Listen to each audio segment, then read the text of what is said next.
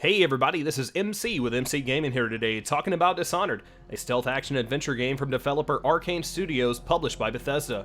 I'd like to break everything up into sections to properly get my opinion across, and no, this is just an opinion. The sections are graphics, story, gameplay, and finally, entertainment value. So without further ado, let's get started.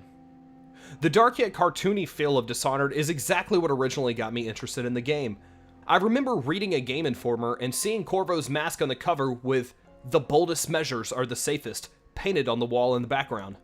From that moment, I knew I wanted to try this game based off the look alone.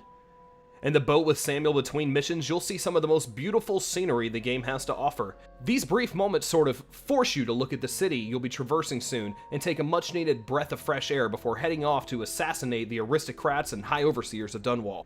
The game is filled with art at every corner, from wanted posters to brothel advertisements to paintings by Sokolov himself. The city is full of interesting art to discover. If I was forced to gripe about the graphics, I guess I'd have to say that while using dark vision, I found that the color scheme was a little too far off of the regular gameplay. I would have much rather had outlines of the enemies and items rather than changing the entire color scheme. Overall though, a truly immersive and realized world that's inviting from beginning to end. Set in Dunwall, Dishonored is a story of a man named Corvo Attano, who was framed for killing the Empress. After arriving back in Dunwall from a trip seeking help from the plague, Corvo delivers a message to the Empress. Their meeting is cut short after a group of assassins rush in and attack. They hold Corvo off with some sort of magical ability and kill the Empress. The spy master of the Empress arrives and frames Corvo for the murder. He is imprisoned, tortured, and then set to be executed. After escaping, Corvo meets with the Loyalists and sets off to get revenge against the Lord Regent and anyone else behind the assassination, save Emily Kaldwin, and make her the Empress. Dishonored is an action-adventure game. There's a lot of action, and there's a lot of adventure. Whether you decide to kill everyone in your path or sneak by as if you were never there at all, Corvo never has a dull moment. You have the access to many abilities and gadgets to help you on your journey. The most useful, in my opinion, is the only required skill, Blink. Blink allows you to teleport from one place to another instantly.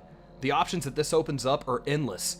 Also found myself constantly using Dark Vision, an ability that allows you to see enemies and useful items through walls at a limited distance. There is actually an achievement for beating the game and only using Blink, and I'm pretty sure if I didn't have Dark Vision, I wouldn't have even completed the game, so that would be very impressive. You also have sleep darts, grenades, and even a mine-like device that shoots out razors when stepped on called the Spring Razor. Dishonored gives the player the option to play the game how they want, and I personally love that.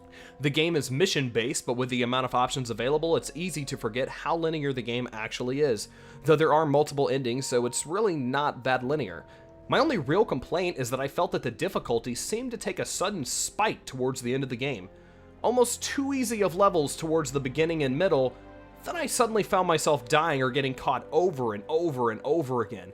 And I know, I should just get better instead of blaming the game. I'm just saying that it felt like the game didn't do the best job of gradually making each level more difficult. In the end though, I finished the game without once being truly frustrated and had a really great time. Dishonored's currently priced at $10 on Steam and an even sexier $5 for console. According to my Steam hours, I've put 35 hours into this game. That's around 28 cents an hour. That's less than the cost of an arcade machine in the 90s, and this is for a full-fledged game. Arkane really blew me away with this title, and I plan on recommending this game in the future to all my friends who haven't already played it. This is my first episode, so I don't have an official ranking system to go off, so I'm going to go with a simple 20-point system, and then a final stamp of approval or disapproval. My final ranking for Dishonored is a 9.5. With a beautiful setting, interesting narrative that keeps you guessing, and more options than a meal at Chipotle, Dishonored gets an official MC Gaming stamp of approval. I'd also like to thank everyone for joining in on my review of Dishonored.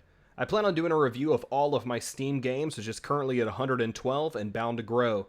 Please leave any criticism or love in the comments, and remember to subscribe. Thanks everyone.